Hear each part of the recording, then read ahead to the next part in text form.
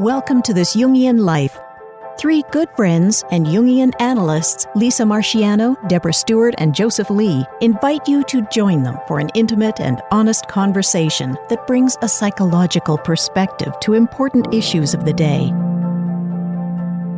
I'm Lisa Marciano, and I'm a Jungian analyst in Philadelphia. I'm Joseph Lee, and I'm a Jungian analyst in Virginia Beach, Virginia. I'm Deborah Stewart, a Jungian analyst on Cape Cod.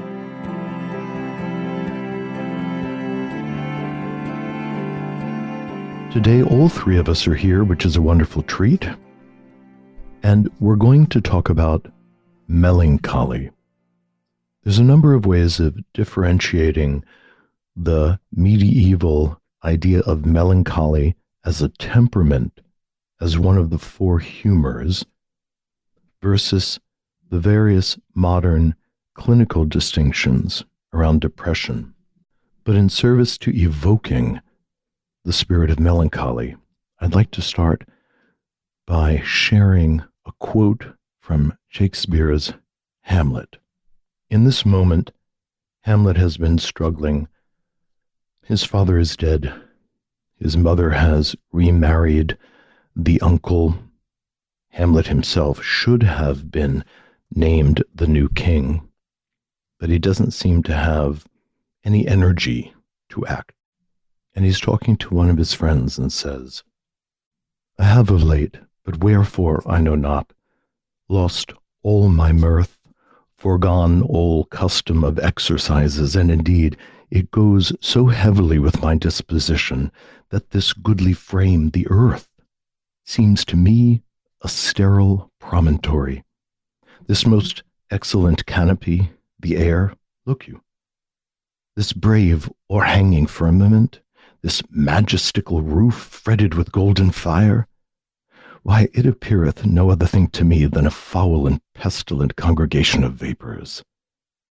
What a piece of work is man!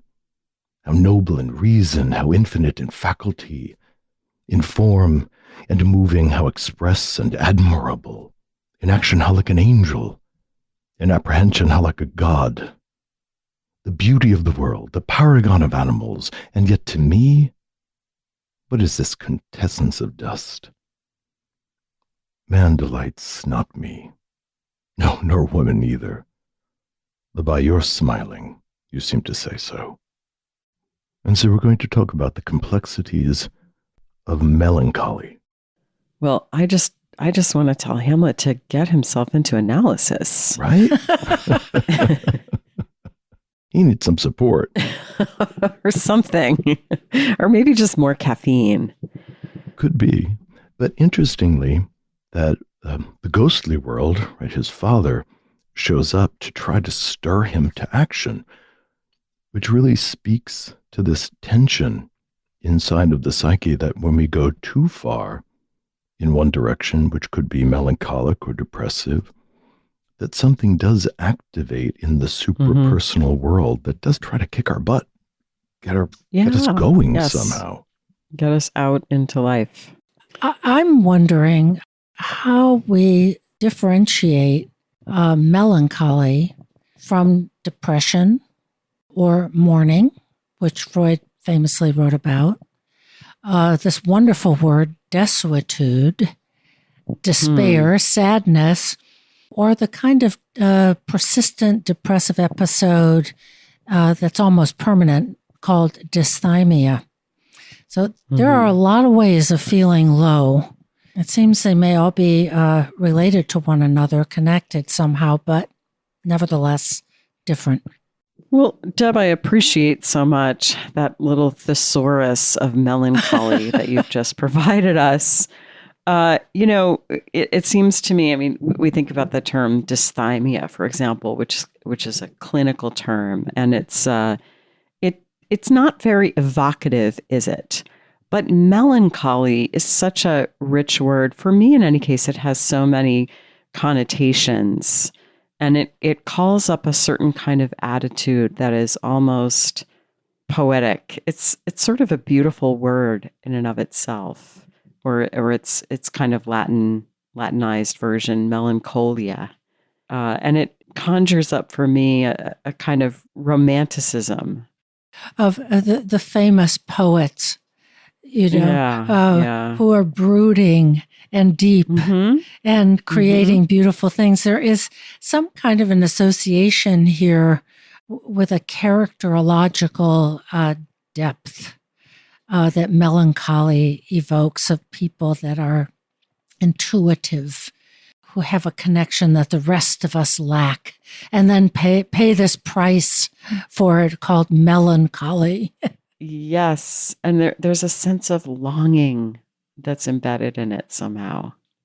Yeah, I think that my melancholic clients are often relieved when they think about it as a temperament. And I often see this in people who have an INFJ typology, where they experience life with such exquisite intensity that their inner and outer objects are full of a kind of erotic dynamism, that they're kind of in love with the things outside them and inside them in a way that is almost torturously meaningful for them, where life is so poignant and nuanced things can be so poignant that it captures an awful lot of their libido. Sometimes they are even envious of those of us that are ENFJs, myself, that we're kind of hopping along like, happy cows, going across the field. If cows could be said to hop. They do when they're very happy. And the INFJs, are sitting there, at the fence line, just wondering desperately about whether the cows are happy or why did they turn left and what's it like to have your udders moving around like that. And it's all very, very intense. How did we wind up in this bovine? I'm not sure where that came from, but my unconscious just wanted to give that up. But there's a poignancy, and often melancholic temperaments are marvelously articulate about their experience of themselves and the world. So they really are often marvelous writers.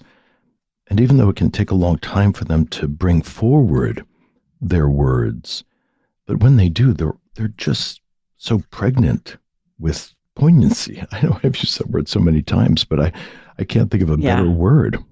Well, there's something about a refined sensibility and an exquisite sensitivity so that everything gets taken in and appreciated in all of this kind of nuance and complexity with this kind of temperament.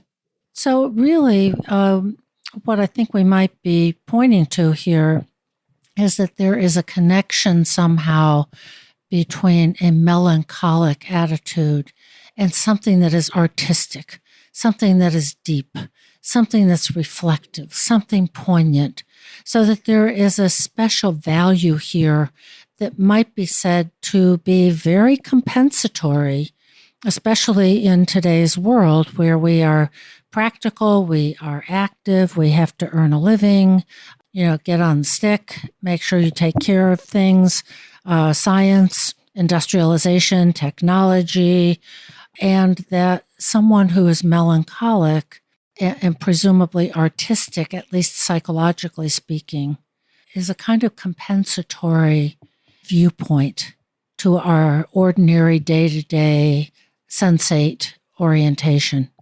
And Deb, I think that's a great point.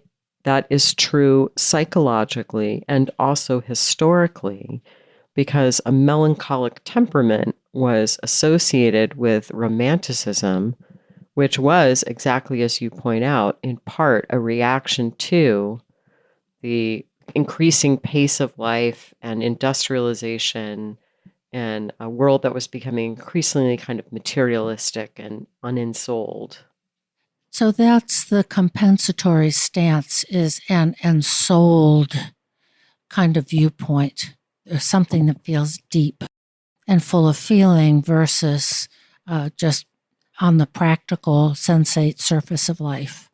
Or that's what we project onto it. Mm-hmm. That's what I think we're really talking about, is we project that onto the person, because I would like to tender the hypothesis that melancholy and depression might be fairly synonymous, and that a lifelong tendency toward a melancholic attitude could be very well linked to an early, very, very early childhood loss. A parent who was unavailable, or the loss of a parent, a lack of emotional resonance, a kind of emotional, relational trauma that took place very early, and that we then carry that history inside us into the rest of childhood and maybe into adulthood. As an example of this, I would offer Edgar Allan Poe, who was part of that historical romantic era that you talked about, Lisa. And his father left the family when he was born. His mother died a year later. He was adopted by relatives in Virginia. He basically flunked out of college. He was an alcoholic. He married his 13-year-old cousin, who then died 5 years or so later.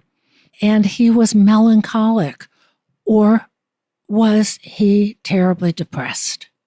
Well, it's sort of the artistic way to be depressed, isn't it? To be melancholic. And that's the part that I'm wanting to sort of at least give this two different categories of that there is an artistic temperament, but does it necessarily have to be so strongly connected with this melancholic viewpoint? No, I don't think that it is, Deb. I think that some people create in joy. Yes. And exuberance. Yes. I remember watching an interview with Yo-Yo Ma, and it was a very gentle conversation between him and the other person, and he had this moment where he was thinking to himself whether he should bring something forward. He said, I don't really talk about this very much, but it seems like I need to bring it forward. I really never say it, but I am in a constant state of love. And that's the secret to my art. Mm-hmm. And you could see it in his face. And having heard him say that and then really watched him, that he really is in this lovely relationship to something inside of himself, something outside of himself that does not seem to have a tortured quality at all. So I think creativity springs from all kinds of things. So I agree, Deb. What I want to offer about this is that we have our clinical language where we can talk about depression, which is, of course, in itself, linguistically, that's a metaphor. It's not a particularly evocative metaphor, but it is a metaphor. And we can open up the Diagnostic and Statistic Manual and read about the symptoms of depression, and we know that there's treatment for depression and there's medication for depression. Melancholy may be another word for the same thing, but it's a word that comes with much more of a mythopoetic resonance. Mm-hmm. And we have this historical stuff going all the way back to Hippocrates. And from him, we learn that one is melancholy because they have an excess of black bile, and that it is associated with earth and autumn, and it originates in the spleen, and it is also under the influence of Saturn. So it's just a much richer, more symbolic frame for thinking about a certain kind of human distress or suffering. It does give it this poetic and kind of soulful feeling to it, a connotation, which depression does as a term. It definitely lacks. So it does present it with, a bipolarity. That on the one hand, there is this sadness and this attitude. On the other hand, it's soulful and it may be creative and has depth. So there's a kind of wholeness there in melancholy that a diagnosis of depression, for example, really lacks. Mm-hmm. I think that the way Jungians hold depression as a state of pause as energies are being redistributed in the psyche is much more akin, I think, to the ancient idea of melancholy. Like if we think of the associations Lisa had just given, autumn, spleen, Saturn, autumn always involves grieving the loss of summer, whether it's the summertime of my life, the summertime of my body, this movement towards the winter of life, but it's also the season of harvest and bounty and celebration. So in that melancholic place, there is a harvesting of fruit, even if we are still pining for the summer. But there's fecundity in it.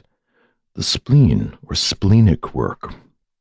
The spleen is where we store red blood cells, and they mature in the spleen, and then they release when we need them. So the spleen is this place where the redness, passion, life is being stored, and the redness of the blood carries oxygen as well as other nutrients all throughout the body. So again, in that melancholic spirit, yes, maybe something life-giving is being stored, but it's also being gestated and released when it's needed. And Saturn, often in ancient astrology, was called the Great Malefic, in as much as Saturn slowed things down, because Saturn is the form maker. And in order for things to take form, they generally have to cool off. They have to be carved or sawed or pounded on or acted upon. Most of us don't enjoy being slowed down. Saturn grabs us. It's like, oh, you are going to do your homework. You are going to sit down and finish this or that. All in service to the making of form. So if we embrace the call to refine the form of things and do not evade it, Saturn also is connected to Hephaestus in as much as it is the labor of form making and the art of creating a succession of forms that progressively allow the inner truth of something to be revealed. It's the 10 versions of the book, each one getting better. That Saturn is the god that says, no, the form's not right, one more time. And we don't like that. We'd love to all be young and fresh and just, it flies out of our mouths, perfect as it is. And Saturn says, up, up, up, up. Slow down. Joseph, that's all really lovely. And I think it goes back to our attitude toward depression, because in our culture, depression is something to be gotten rid of. Joseph, I'm really appreciating your reference to Hephaestus, who was in Greek mythology. He was the son of Hera, Zeus's wife, who was perhaps born with some kind of a deformity in his foot. But at any rate, he didn't satisfy Hera, and she basically threw him down to earth, which may be where he got injured. But he became what the Romans called Vulcan. He became the creative god down in the depths, and he created unusually beautiful things and magical things. And so that's a wonderful image and reference to how melancholy and artistry and creativity can be connected. And if we can't allow ourselves to take the plunge that Hephaestus did, if we just want to get rid of our dark, heavy feelings with medication or kind of some sort of manic defense, then we never perhaps reach those depths where the beautiful things get created. And there's such a difference even in the word. The word depress just means to press down. Mm-hmm. And it lacks much nuance, really. The word melancholy was being used in the 14th century, and About 150 years later, in Latin, the word depression emerged, apparently. And somehow the two things became confused in the psyche, perhaps because of some loss of poetic sensibility, that we began to feel that being held down was a metaphor for loss of life, terrible mood, and the whole host of symptoms of depression. But part of the shift of the understanding was the abandonment of the God. Like, if we really understand that melancholy is brought on by the god Saturn, then there is some transpersonal element to it. But when we use the word depressed, it's simply a sensate word. It's an over-literalization of being pressed down against the ground. And it lacks all of the archetypal imagery that melancholy does. So when we're depressed, we're just kind of a rock, or we're grapes being smushed, or we're caught under some kind of pile of heavy objects. And yes, that does convey the sense of how difficult it can be to mobilize when we are depressed. But when we think of it as being the realm of Saturn, it becomes an educative process, a transformative process. For those of us that fly too high, talk too fast, are full of 1,000 ideas, none of which ever come to fruit, a visitation by Saturn would be painful, but it would be exactly the medicine one needs to create a life so that anything can be built upon. Just as you were saying, Deb, to hammer in Hephaestus's forge, even though we have been cast down. And people often feel cast down when they are in a depressed mood. They've been disadvantaged. They've lost a job. They've lost a love relationship. They've been embarrassed. Socially, they did something goofy or worse on social media or at a party, and the gods cast them down. And it's the spirit of Hephaestus says, you know what I'm going to do? I'm going to build a forge. I'm going to start melting some metal and making some stuff. And I might do it in secret in the bowels of the earth, but I can create beauty even in my cast down state. So I think what we are valuing here is an inner reality and a turning inward that can have creative potential in it. It can have a kind of soulfulness in it as a kind of compensation for our, quote, scientific, technological, and often very frenetic life on the surface. And that then what happens is this becomes a polarity of, now we have to get rid of this. We have to fix it, maybe medicate it, give it a bunch of wonderful clinical names as if it is, something to be gone. That it's a disease. It's a disease. And so it sets up an oppositional kind of relationship to it. Whereas I don't think we would say to anybody coming into one of our consulting rooms, it's all perfectly okay for you to feel as pressed down as you do, to have a life that is lacking in joy. But I think maybe what we could do is to be very, very curious and very, very interested in what that inner world of the person really looks like. It is also not necessary. It's not like it's an equation that if you're going to be soulful and creative and have depth, then you must have a melancholy kind of spiritual orientation. Yes, of course. And there are lots and lots of different kinds of, I'm going to use that word, depression. I think we would find, as we do with people, of what is going on here. Was there a very, very early loss, a premature separation from a caregiving other? is there an awful life event to which the person has a very understandable reaction. And of course, there's intrapsychic depression or melancholy, of the meaning that we have made of life experiences, the work with our own shadows, that one way or another often confronts us throughout life.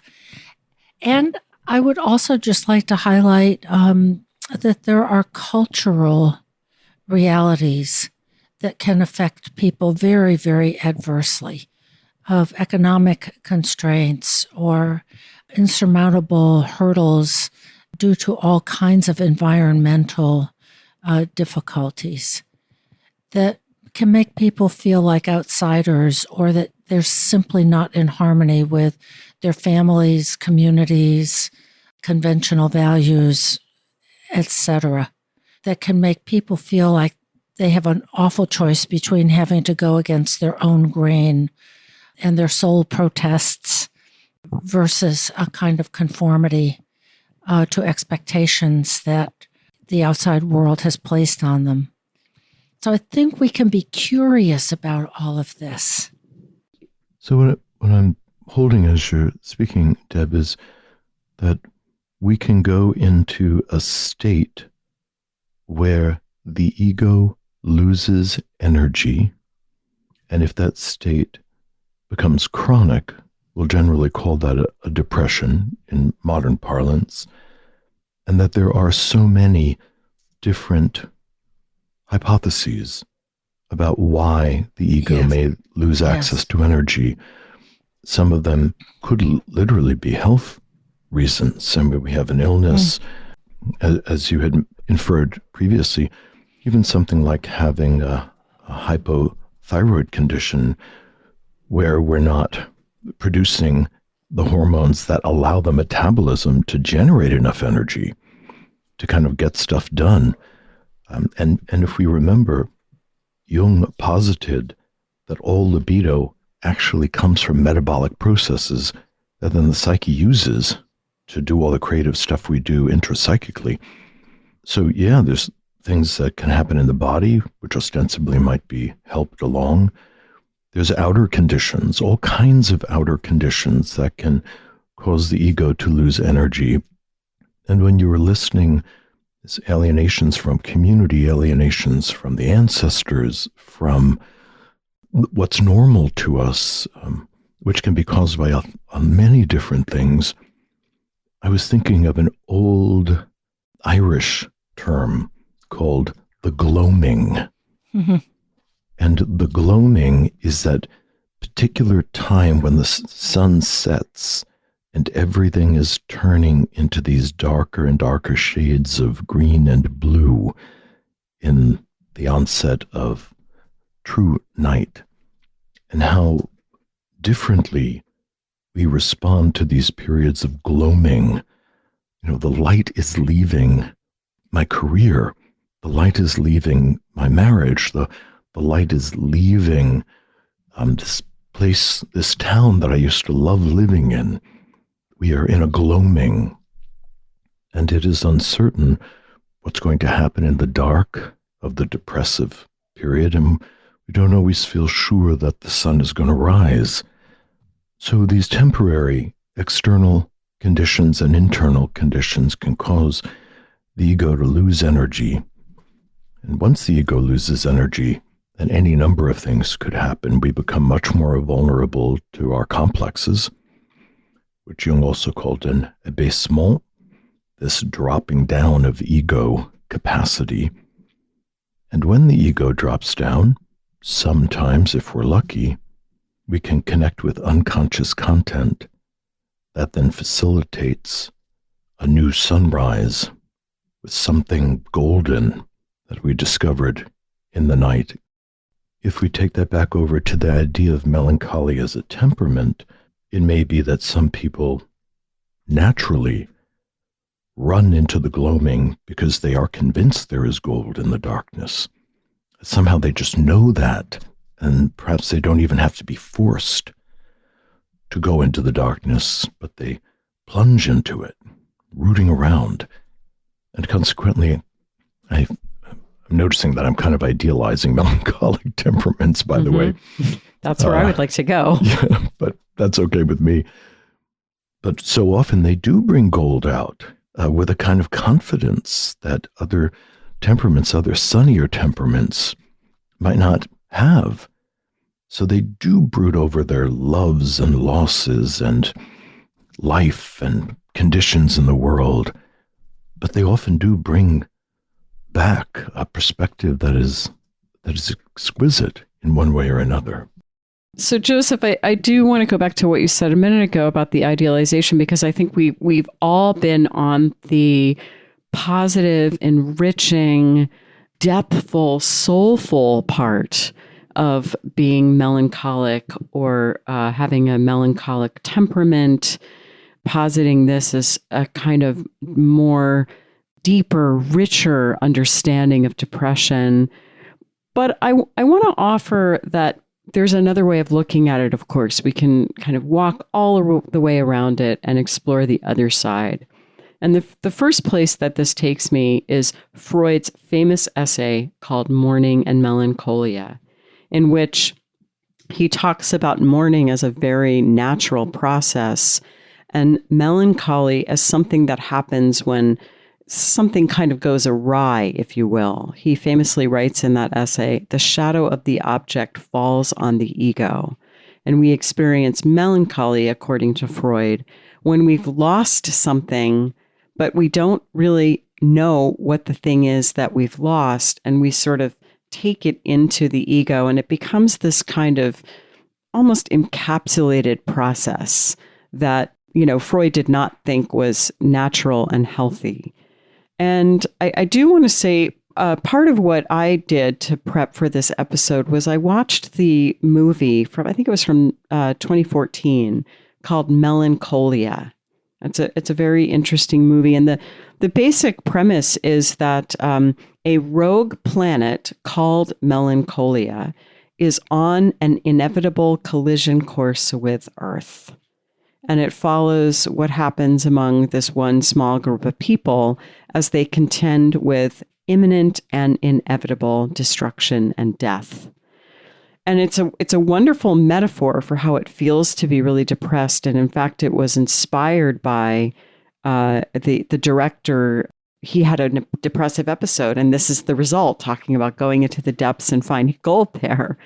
And it really is a wonderful movie. But one of the things that happens is the depressive, her name is Justine, and she's played by Kirsten Dunst. And a little bit like Hamlet, she is obnoxious and irritating, and you want to slap her and tell her to get over herself. She's selfish, self-indulgent, and solipsistic. And, so is Hamlet, by the way. I mean, he's not very nice to Ophelia. He's not much in the interpersonal realm because he's too busy brooding. And that can be part of melancholy as well, is that we almost privilege our own sadness and feel perhaps a sense of specialness or even a kind of negative inflation around it. That kind of means that we're not very fun to be around. I think it's really important that you've referenced Freud, who was the first, as far as I know, to differentiate between mourning and melancholia. He talks about basically the difference is that in mourning, we have lost something in the external world, and it is a process, and it is hopefully temporary. That the outer world becomes empty and we lack desire. And we have to go through a process of grieving that loss so that we can restore, we can withdraw energy from what he would call the object and regenerate energy internally so that we again can attach to people, life in general, take pleasure. We may need to come to terms with anger and our ambivalence toward what has been lost. But in melancholia, we don't know what we have lost. Something happened early on where there was maybe a family neglect of emotional needs. Maybe a parent was depressed and therefore just not very emotionally available. But then what happens is the person kind of turns against himself, and we're talking about a very young child who usually reasons that, oh my gosh, something is wrong with me. I must be insufficient or have some kind of inherent badness or deficiency that makes me unlovable. There is a psychologist named Gabor Mate who has a number of YouTube videos in which he talks about his experience as an infant. He was about a year old, living in Hungary with his mother during the time that the Nazis were about to invade Hungary and eventually did so. And his mother gave him to a woman on the street to take care of in order to save his life. But the meaning that he made of it was that he must have been somehow inadequate, not lovable enough, because his mother gave him away. And I believe she was later able to get him back. And prior to that, his mother, of course, had been stressed and probably depressed as well. But that's a great example of what can get a melancholic, internal, and unrecognized kind of depression and attitude going in the psyche. Something happened and we don't have words for it. Mm-hmm.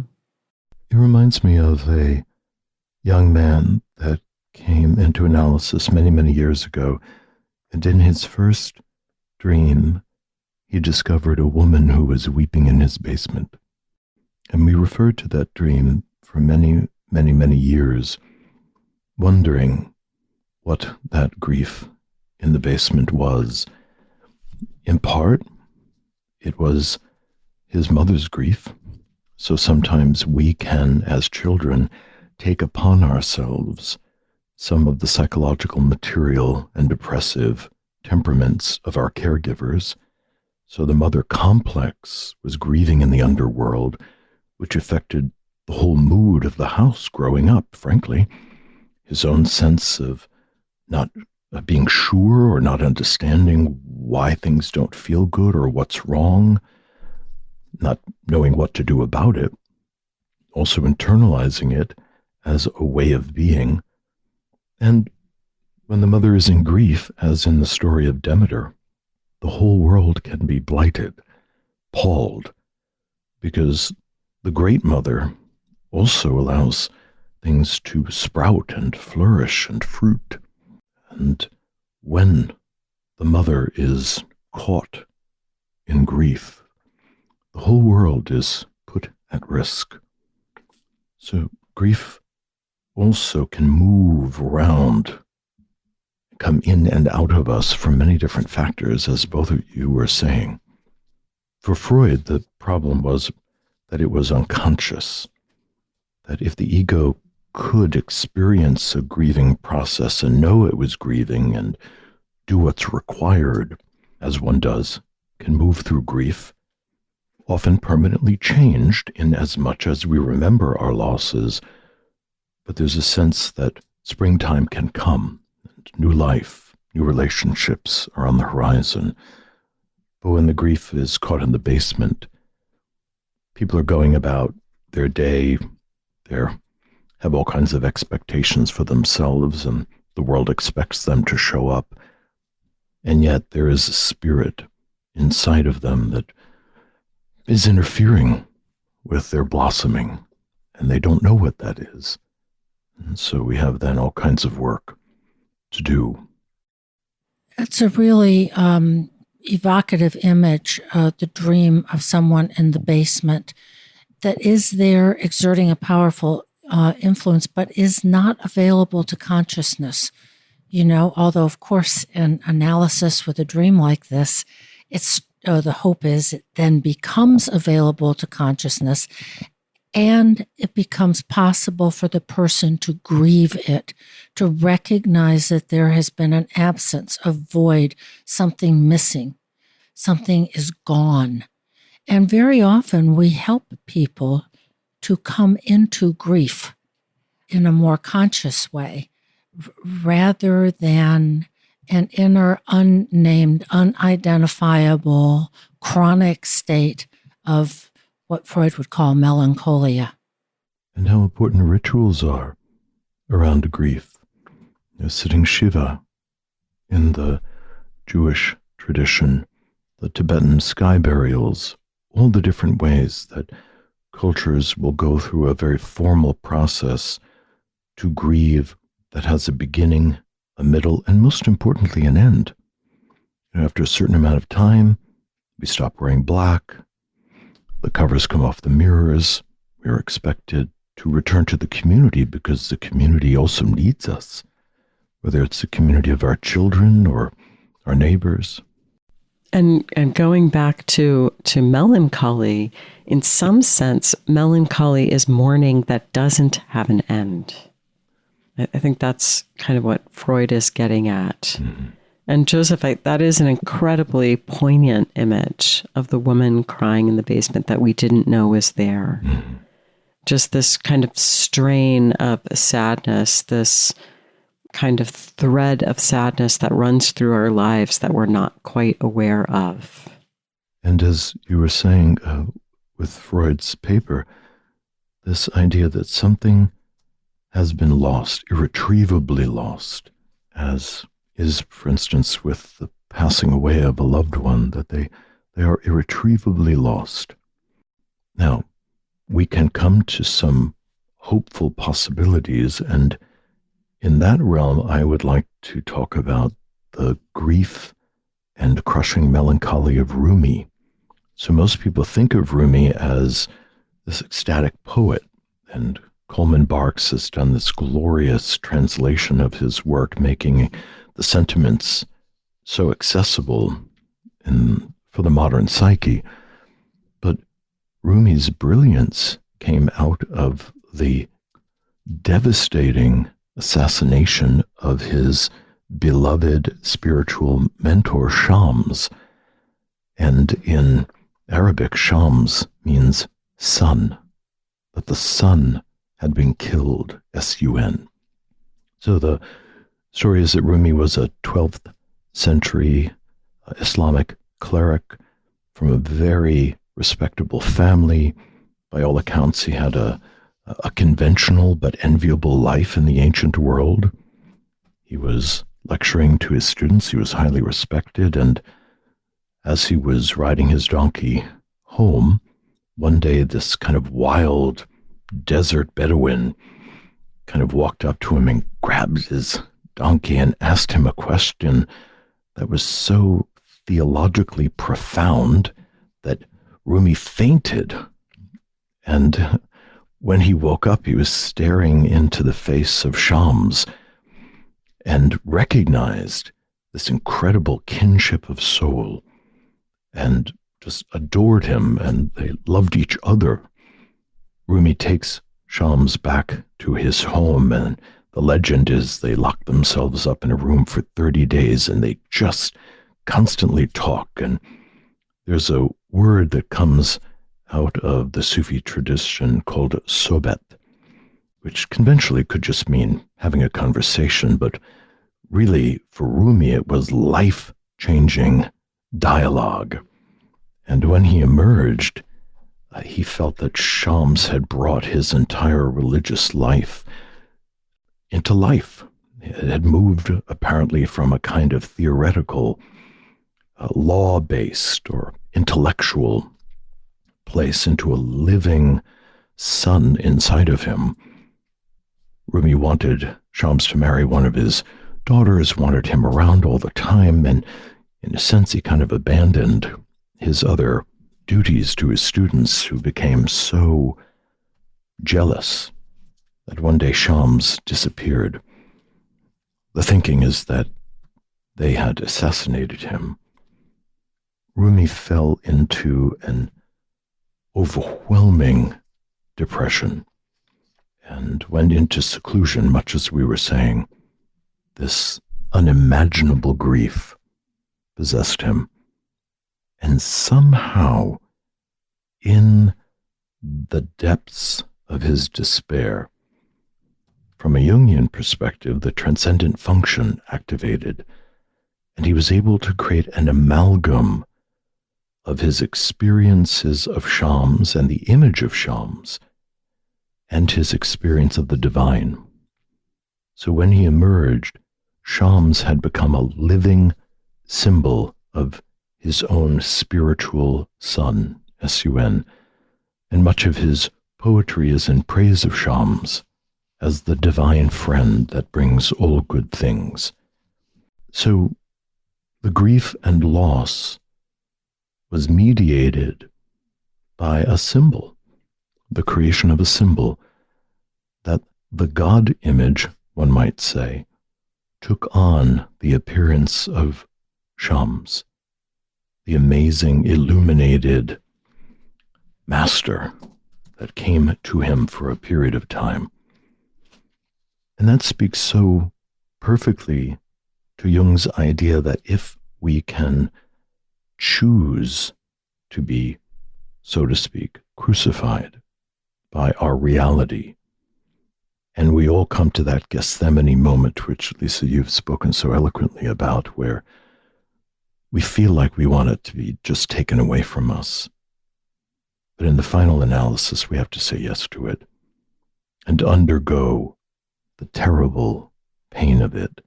There is something in the human spirit that will give us a new attitude, a new image, a new experience inside of ourselves that will allow us to move back into life in a new way. And as Rumi returned to life, he would go to the well where he met Shams and fall into these ecstatic experiences where he would spin and whirl and faint, and in this state he would spout this poetry would come through him, and his acolytes would write it down.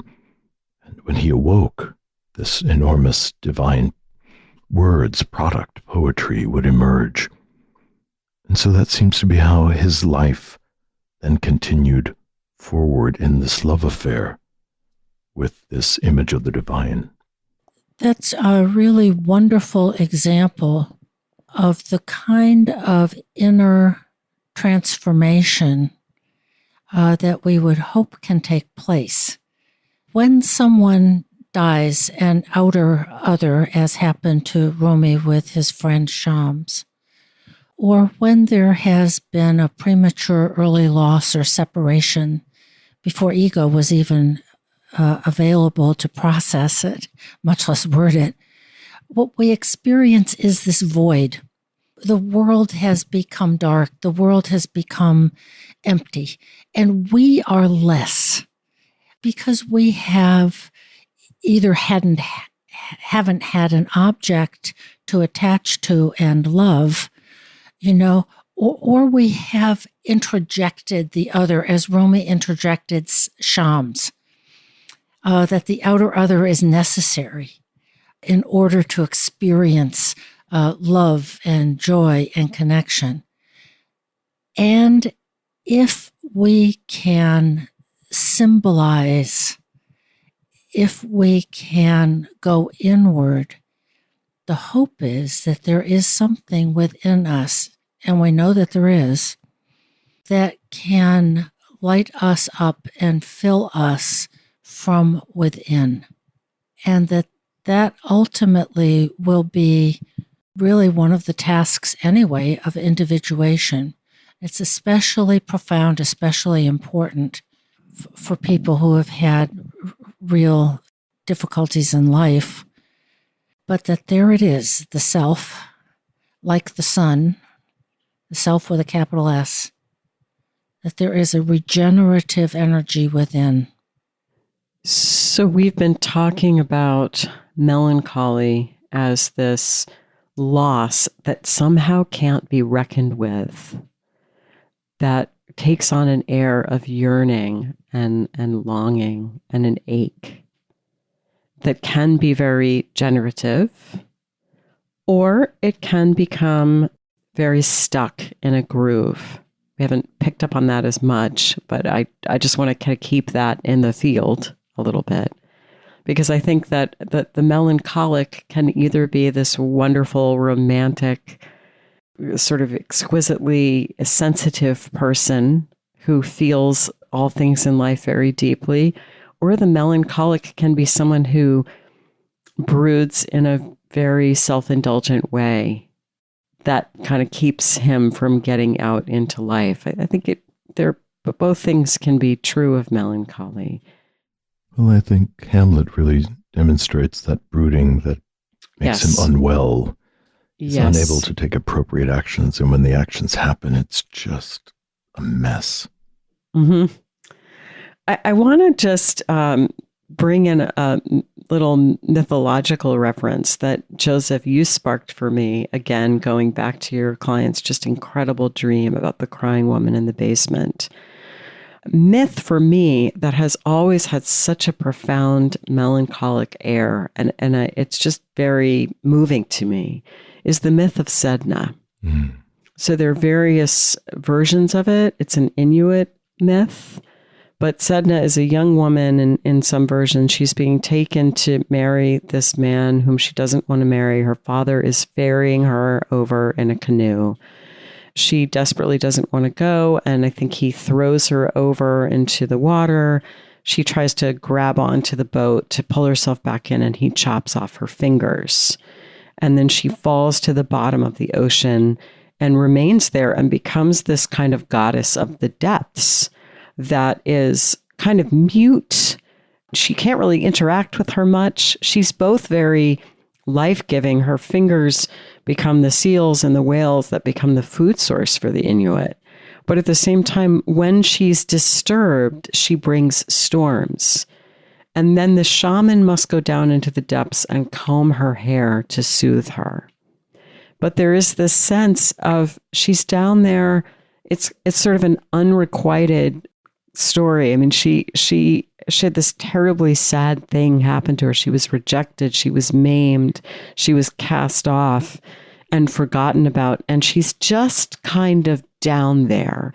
Yes, she's generative, but she also just exudes this sense of melancholy that can arise in these troublesome way with storms.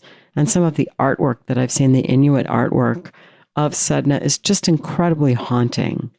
So for me, that's a myth that seems to convey some of this experience. And the secret regenerative power, even in the face of devastating trauma and loss, it's there. And maybe that is a signal that we can transition into a dream. Did you know your dreams reveal the wisdom of your guiding self? Dreams connect us to the secret world within and remind us that we're never alone. We're always accompanied by our inner companion who offers healing, balance, insight, and guidance as we make key decisions. At 28, Charles felt lost and isolated. He had a dream that touched him deeply. As he worked with the dream in dream school, he understood that it was showing him how he was profoundly connected to life. This powerful insight led him to make real progress with his goals. During Dream School's 12-month transformational program, you'll learn to harness the power of your unconscious wisdom, decode the language of metaphor and symbol, discover mythological motifs that shape your life, reveal unknown facets of your personality, unlock the door to inner wisdom. To enroll, just go to interpretmydream.net and sign up today to gain immediate access to the first 3 Dream School modules. Your best life awaits you at Dream School, and we can't wait to see you there.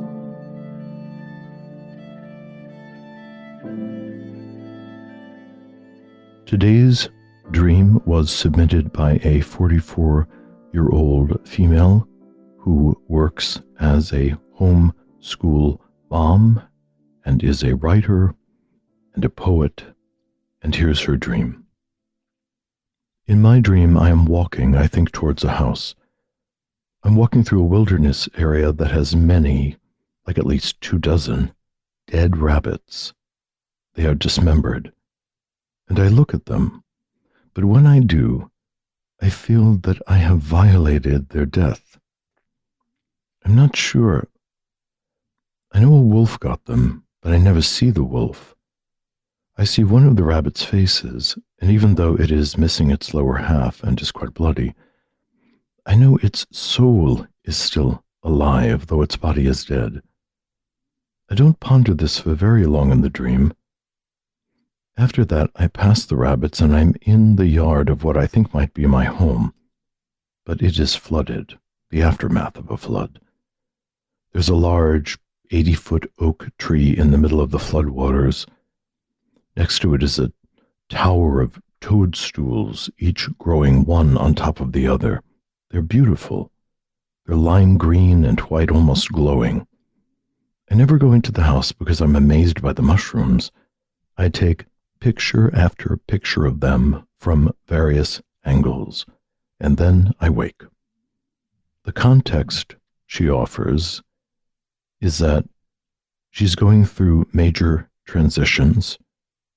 Her family and she have been homeless, but not shelterless, for years. Her business had failed. She had just left a very high-demand religion in the last year, which has been a very major transition for all of them. And leaving that religion has caused them to lose their community. She says the main feelings in the dream for her were curiosity, reverence for the rabbits, and a nearly joyful feeling when she waded in the water beneath the oak and looked at the toadstool tower. And she gives us a few associations. The oak tree reminded her of the oak tree from where she was living as a kid near Houston, Texas. The rabbits reminded her of rabbits that lived in her neighborhood in Arizona when she was still a Mormon and had a job and a home. So what do we think about this extraordinary images of death and perhaps resurrection? This is quite a remarkable dream, and I think I'll just share some initial things that kind of jump out at me immediately. First of all, obviously, this is a sort of after the destruction kind of dream, which is exactly where she is in her life. I mean, it sounds like she's lost everything. She's lost her home. She's lost her business. She's lost her community. And that is indeed what we see in the dream. It's the scene of destruction. Rabbits are known perhaps more than anything else for their kind of innocence. They're incredibly sweet, sort of passive animals. They're not aggressive at all, really, and so they're kind of meek. Some perhaps overly innocent part of her has been slaughtered by a wolf, and wolves are really interesting archetypal energies that are savage and fierce, but also highly instinctual, very protective of their families. They are pack hunters, so they really have a strong sense of community, actually. So that's a fascinating image to come up. And then there's the flood and the tree and the toadstools. And what came up for me with this image of this towering oak tree next to this tower of kind of magical glowing toadstools is that even after losing the religion, there is still a transpersonal connection that she finds, perhaps surprisingly. I am caught very much by the imagery of the rabbits, the flood, the toadstools. These are really images that have lots of mythological, archetypal resonance. And all over the world, rabbits and hares are linked with the moon. The cyclical lunar nighttime light. And the moon goes into its dark phase and then comes back and waxes into fullness. And that rabbits live underground. They are fecund. We talk about breeding like rabbits. So there is underground life that is very much imaged by these innocent, soft creatures of prey, who nonetheless have this life energy. The flood, of course, is a wonderful, famous reference to the flood and Noah and his famous ark. And then there are toadstools. Well, toadstools, and she also uses the word mushrooms. And mushrooms, too, have a ubiquity of life, an underground network. They are a fungus. They will sprout after a storm. They are underground life that just pops right up. And of course, there are psychedelic mushrooms that have been used for millennia. So whether these mushrooms are capable of that kind of transcendent experience or are toxic is a real point for discernment, out there in the real waking world. But these are lime green and white. Those are vibrant colors of vegetative life. And she is amazed by the mushrooms. So it seems she has been given two images with rabbits and mushrooms of life's insistence on its own life force, its own energy, and resurrection. Well, and I think the mushrooms are agents of the putrefactio, that even though she's been separated from the religious community, and I have friends who are Mormons, so it's a very, very dynamic system that people participate in. Many of us think of religion perhaps as something we do at a holiday, or maybe we go on a Sunday. But when one is participating in a Mormon community, it circumscribes almost every area of one's life. So to separate out from that, as she has said in her context, is to separate out from friends and living situations, and it is a global change.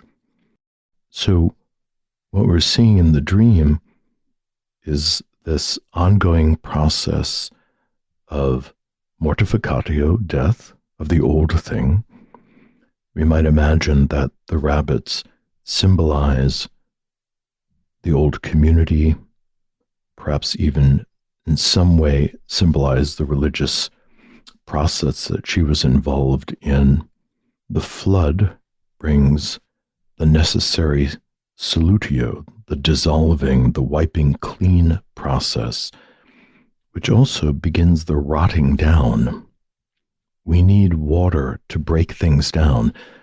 And that's why in the ancient world, if things were stored in the salt caves, or the mummies were kept away from moisture, or all moisture was extracted, things could stay intact for thousands of years.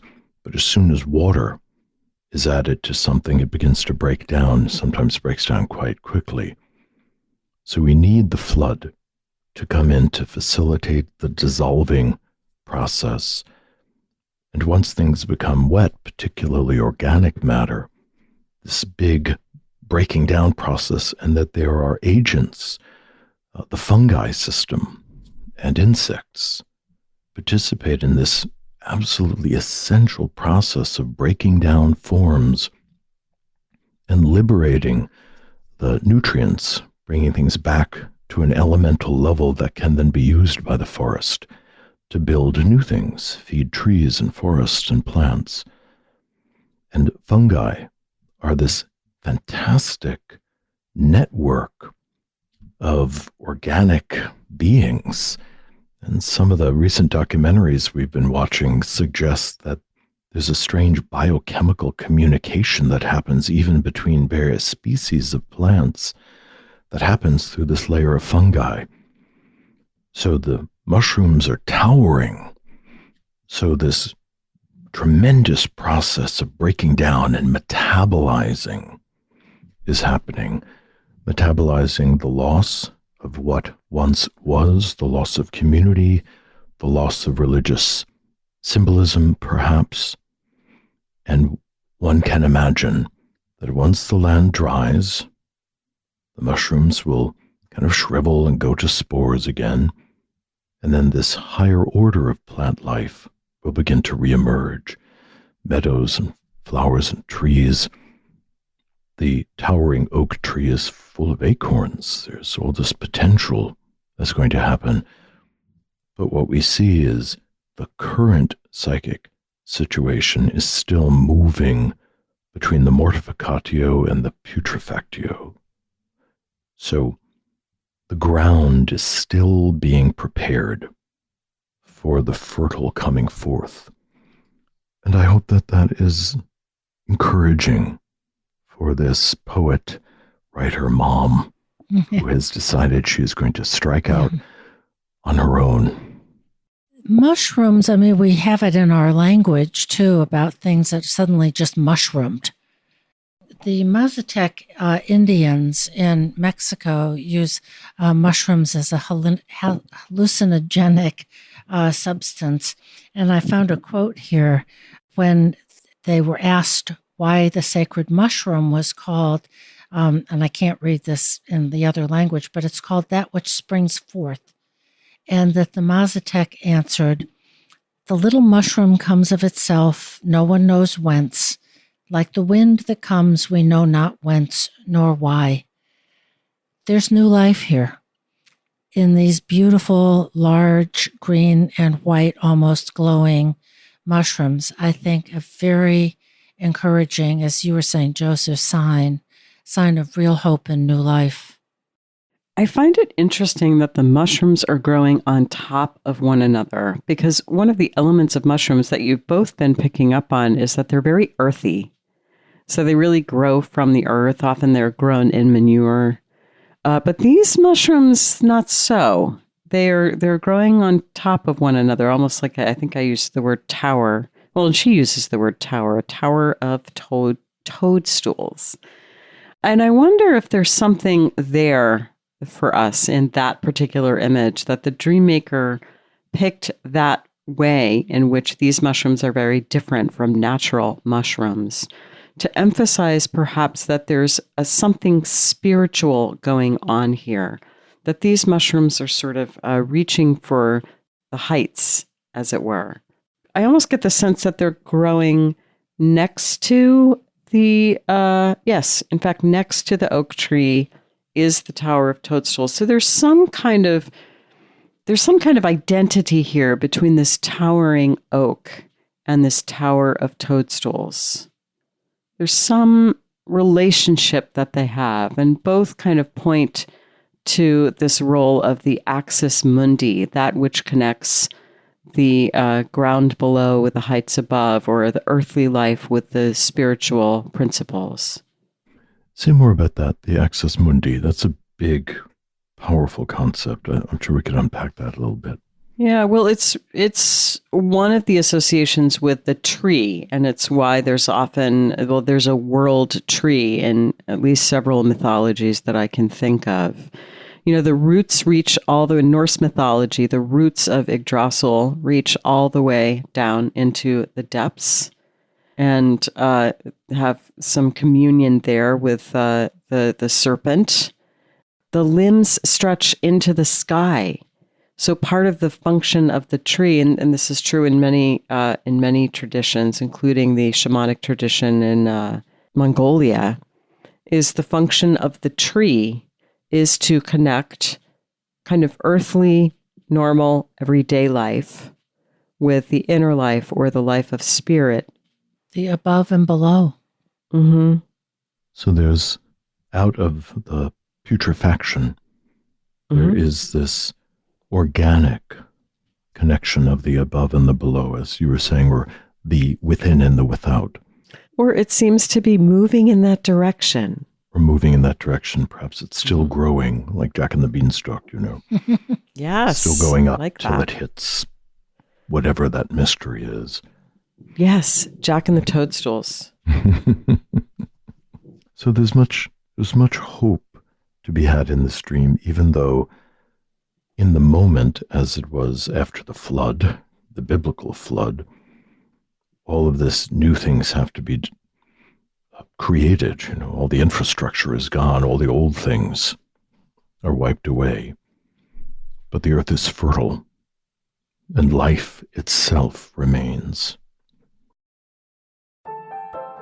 You've been listening to This Jungian Life. From our website, thisjungianlife.com, you can follow us on Twitter, like us on Facebook, help us produce future episodes by funding us through Patreon, and submit your dreams for possible interpretation on another episode. We'd like to thank our listener who shared a dream for today's show and hope you'll let us know what topics you'd enjoy hearing more about. Until next time, keep living this Jungian life.